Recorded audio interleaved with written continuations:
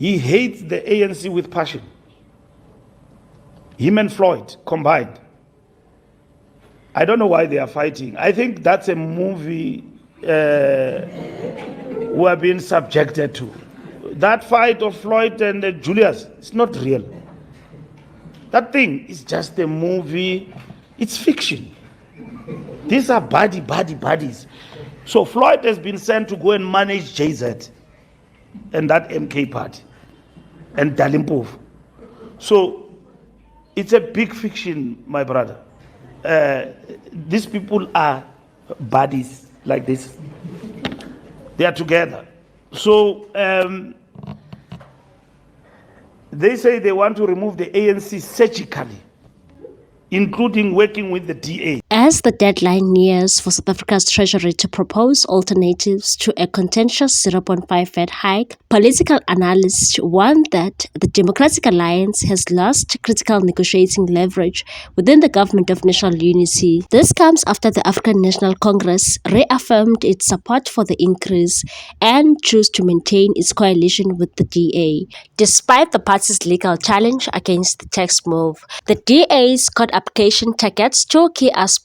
It claims that Parliament's finance committees followed an improper process in adopting the fiscal framework and seeks to have Section 7, subsection 4 of the Value-Added Tax Act declared unconstitutional. The DA argues that the provision grants the finance minister excessive power to impose tax hikes without adequate parliamentary scrutiny. Despite these legal maneuvers, the ANC, bolstered by support from Action SA, Inkatha Freedom Party, Build 1 SA, and other smaller parties, successfully pushed the VAT increase through Parliament's Finance Committee. ANC Secretary General Fikile Mbalula announced on Tuesday that the ruling party will not expel the DA from the GNU simply for opposing the VAT hike. However, political analysts believe the DA's courtroom strategy has come at a cost. The independent analyst Dr. Sandile Swana said once the budget is passed, your leverage is gone. The DA has effectively sidelined itself from further negotiations on the VAT hike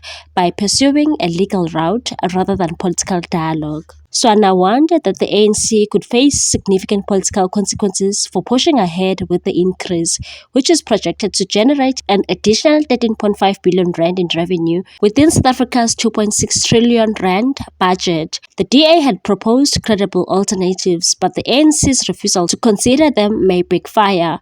Swana also raised red flags about the increasingly strained relationship between the ANC and the DA and said it's a serious contradiction.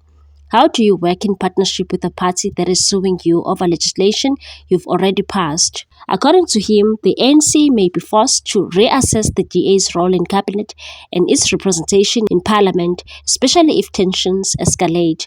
Professor Sipi echoed these concerns, describing the GNU as a marriage of convenience held together solely by the ANC's desire to stay in power, and said the ANC is rudderless and beholden to corporate interests invested in the Ramaphosa presidency.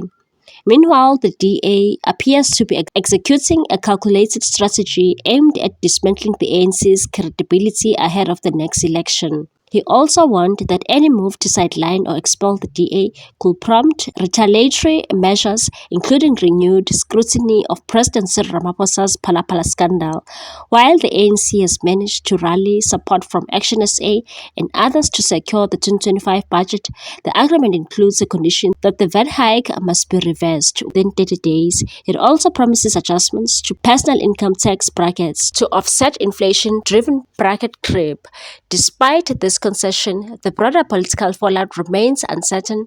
Analysts argue that the ANC now faces a critical test, whether to maintain its controversial fiscal path or really calibrate its policies to avoid alienating both coalition partners and the electorate. South Africa is under immense economic pressure, Swana concluded. The ANC must decide, does it double down on unpopular tax increases or does it pivot toward policies that foster unity and economic growth? Either way, the outcome could reshape not only the GNU but the future of South African politics. The economic freedom fighters has also filed court papers in the Western Cape High Court to challenge the adoption of the 2025 fiscal framework and revenue proposals by the National Assembly last Thursday, deeming it unlawful and unconstitutional. This legal challenge follows the ANC's alleged failure to adhere to proper procedures during the adoption of the fiscal documents, which the EFF argues undermines the democratic integrity of Parliament. EFF spokesperson Sinawa Tambo emphasized that the party is taking this legal action to ensure that the processes which determine the use of public resources are not bypassed. According to Tambo, the EFF's intervention is necessary to protect constitutional order and to ensure the lawful operation of Parliament, and said we will not sit back while the constitutional order is violated. The EFF contends that the adoption of the 2025 fiscal framework was unconstitutional as the Standing Committee on Finance did not adopt its report in accordance with the law. Specifically, the committee failed to make necessary recommendations required by Section 8, Subsection 5 of the Money Bills Amendment Procedure and Related Matters Act. Moreover, no formal vote or deliberations took place before the report was tabled in the National Assembly. Instead, the framework statement was inserted after the adoption of the report, making the entire process illegal. Tambo further criticized the National Assembly's approach, aiming that Parliament has become a mere rubber stamp for the executive, and said for so long the legislative process has been abused by the ruling party that uses its numerical dominance to pass budgets without proper scrutiny, debate, or compliance with the law.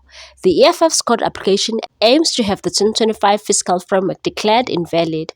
The party warns that if the framework is allowed to stand, it will cast legal uncertainty on all related financial legislation, including the Division of Revenue Bill and the Appropriations Bill, both of which rely on the framework for validity. Tambo said this chaos must be avoided.